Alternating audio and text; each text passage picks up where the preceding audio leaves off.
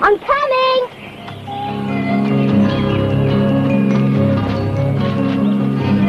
Albert! Where are you?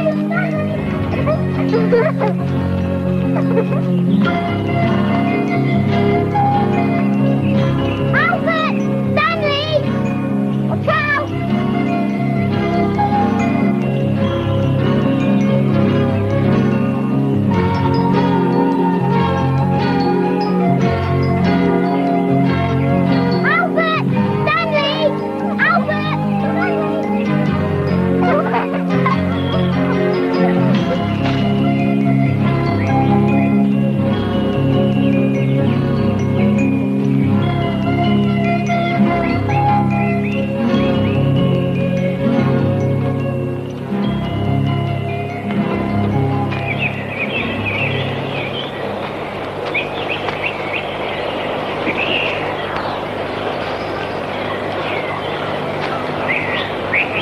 Here comes Mrs. Macaroni riding on her milk white pony. Here she comes with all her money, Mrs. Macaroni.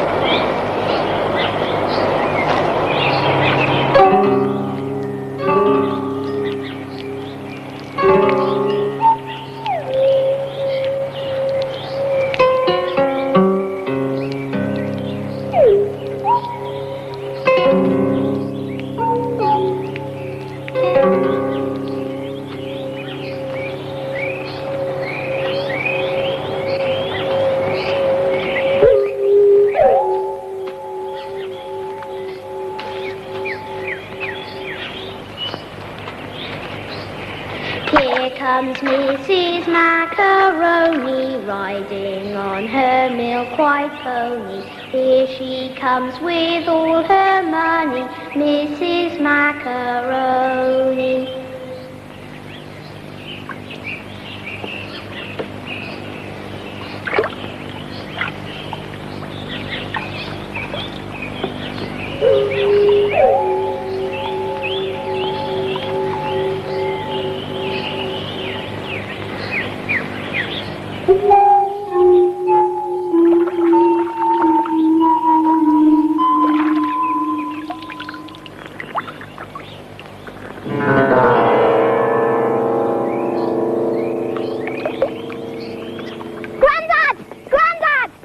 Hello, Billy. Hello, Grandad. You seem to be in a bit of a rush, young man. Just what have you been up to? Me? Nothing. Oh, I see. Nothing. Didn't want to be late for tea.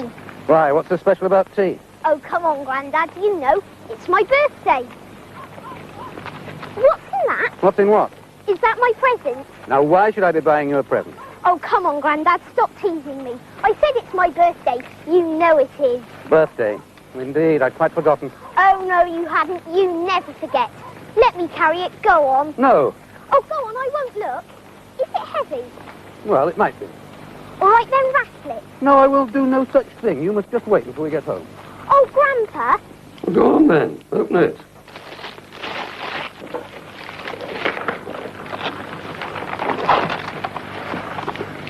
Gosh, Dad, look. A magnifying glass. Thank you, Grandad. It's smashing. It's all hairy. Gosh. Yes, well, I wouldn't look too closely if I were you. Maybe he hasn't washed behind his ears. So, you like it? Here we are, then. And about time, too. Just you hush. And turn out the light. Come on, that's terrific. And don't forget to make a wish.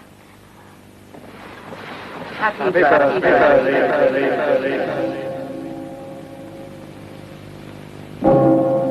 Billy is now with our blessed Saviour in his heavenly kingdom. Tragedy. Such a young lad. The pain's worse for them still living. Come on, Betty. There. Come on, Betty.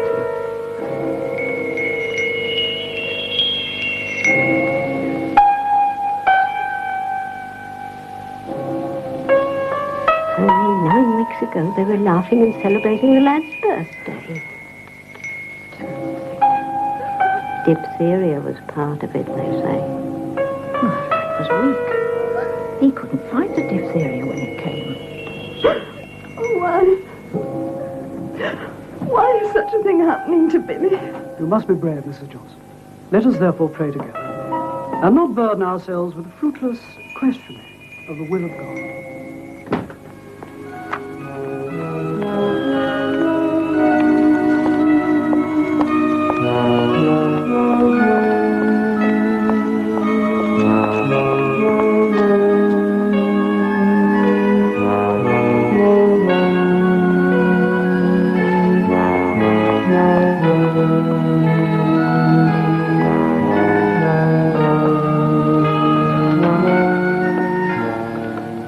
I'm sorry to disturb you, sir, but there's a lady here to see you. A lady? At this hour? Who is it? It's Miss Watts. Watts? Watts? Do I know her? Well, she is known in the village, sir. May I show her in? Watts?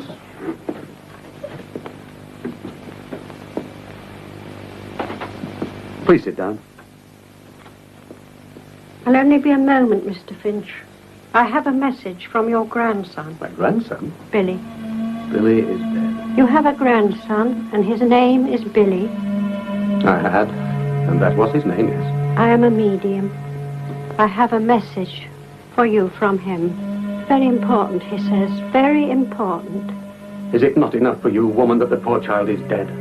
Why must I you... am a medium, but my powers are limited. The message is unclear. You must go to one greater than I. I don't care what you are. I must ask you to leave. Don't you think there's already been enough grief over this terrible affair? Please go.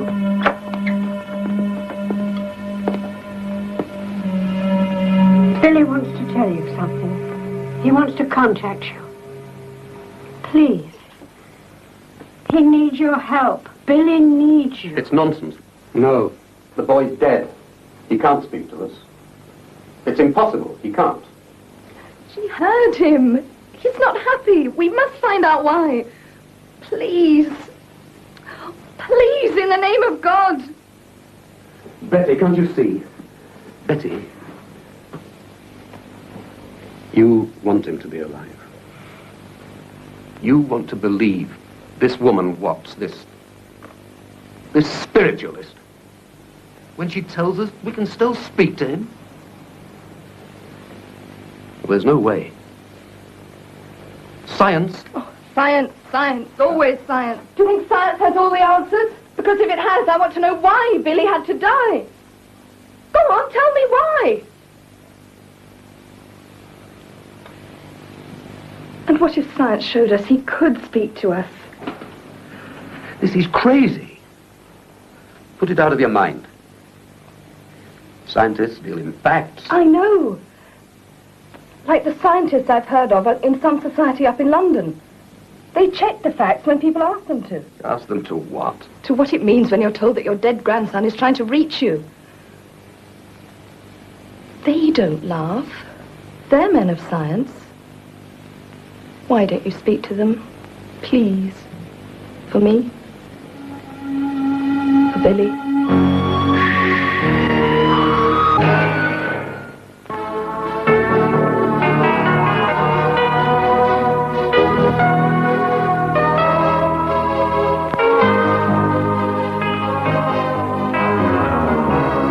As I say, Mr. Thomas, I'm a man of science.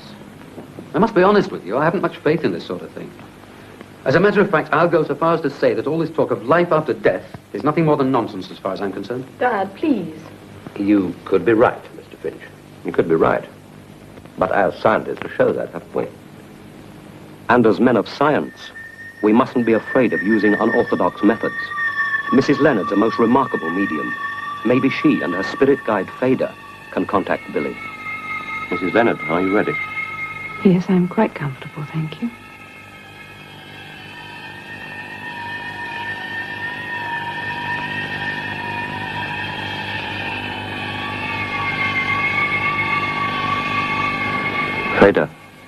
Are you with us? Yes. Yes, I'm here. We need information from someone recently passed over. 2 of the family are with me. Yes, we see a young boy in the country. A fine view and trees and... Yes. Yes. a hat. Or a box. I don't know, it's going... It's floating. Is there anyone with it? No, it's going, it's disappearing.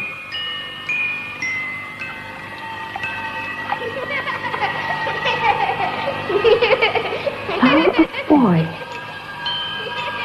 He smiles at me. He smiles, but is unhappy. Troubled. What?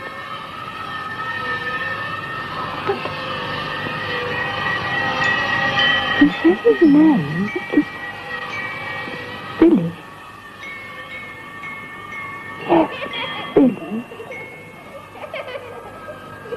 What happened yesterday proved nothing. Well, you could have told her everything before we got there. I'm sorry I was talked into this. And that voice she put on. Who's she meant to be? I've told you, her guide, Fader. Mrs. Leonard is a very sensitive medium. Somehow, and we don't know how, she can communicate with those who have passed on from this life. To do that, she goes into a trance, as you saw last night. When she's like that, she can receive messages from the other side. Can she? But only from a guide who has passed on. In this case, Fader, who uses Mrs. Leonard to communicate. And don't forget, that was just our first sitting.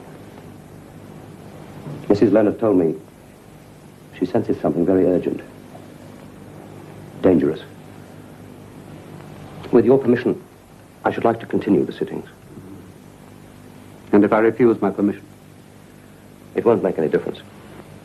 We can't stop the messages coming through. Second sitting, November 18th, 1932. I have a strong feeling here. I feel it very strongly. Billy passed over with Diphtheria. Yes. Yes, but something else. Billy's trying to say something else caused his... Yes. Something else, more than the disease, behind it. What happened? Could I have a word? One word. Pipes. He says pipes. That word should be enough. Leave it like that. And a view, a wonderful view. But you can't see it. It's blocked. Fourth sitting, February 10, 1933. Billy says he's very pleased with our work, but he's puzzled we don't do more about the pipes. We can't. We need more help. Fader, can we get the name of a particular place? I'm getting a funny name. It sounds like Bentley and Stew. Stock? No. Something stock. Bentley and Stock.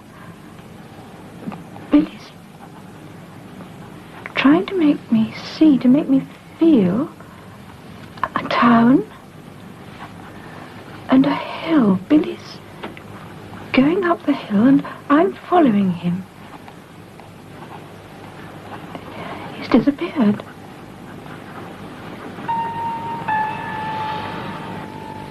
Sitting after sitting and still no apparent progress. The months are sliding past. Billy is growing more desperate. And Finch's silence underlines his disbelief. I'm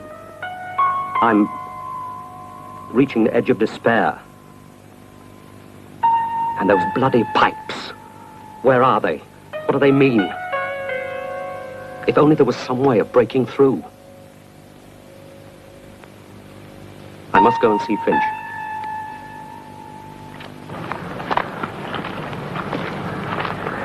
This is what he must have meant by the word stock. And you still don't believe Mrs. Leonard's messages? Mr. Thomas, I'm sure you're very sincere in your efforts, but this business has gone on for months. Can't you let the dead rest in peace? I wish we could. Only sometimes they won't let us. During the last few weeks, Billy has often mentioned Bentley Street. Where exactly does that lead? It goes up past the church. Is that where Billy's buried? Well, yes. And after the church? Fades out into a track and then woods. Would you say there was a wonderful view? Some of it's quite... Just what are you getting at? Mr. Finch, would you have any objections if I were to bring Mrs. Leonard down here? All this interference. Why can't you Would learn? your family have any objections? For Billy's sake. We'll see.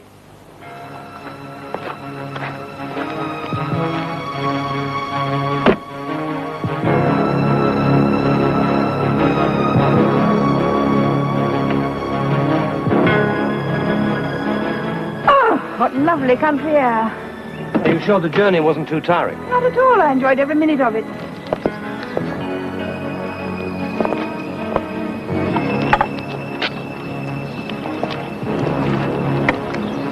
You're sure about the family?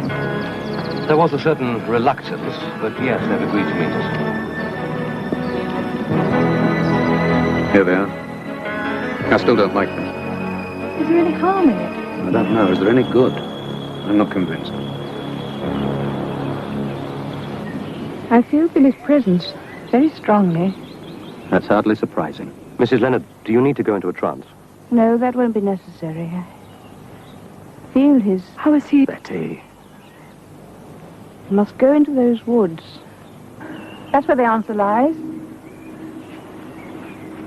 Stay here. We want no part of this. Let them go.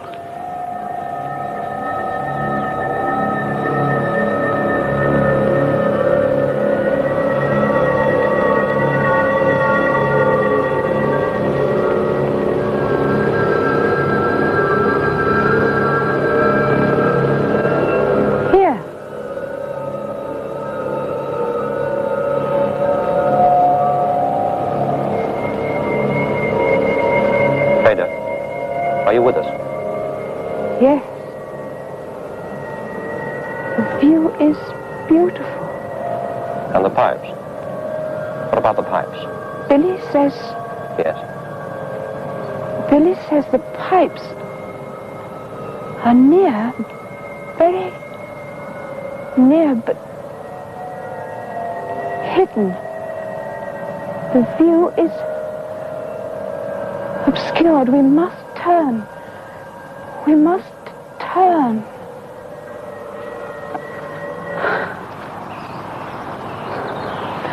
Is everything all right? Stay there.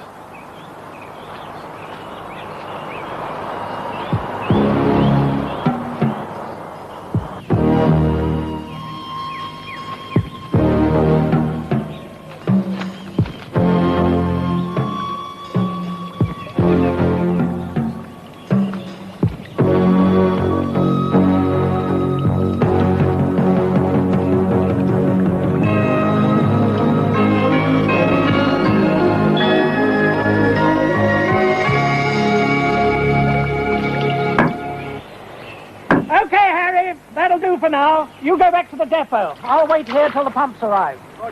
So, how did it happen? These two pipes here, I traced them back to a natural spring. Natural over 200 years ago. Then this was a tiny village. The landlord built a canal to provide fresh water for the villagers. As the place grew, so new sources were found. The canal was forgotten, started to rot, and began to drip poison into stagnant pools. Poison? Oh, yes. We've had the water analyzed. It's very contaminated. Anyone who drinks this will become severely ill and weakened. And if any disease followed, well, I'm afraid I'd say your lucky discovery probably saved quite a few lives. It wasn't right. What else could it have been? No one knew the pipes were here, so nobody told you, did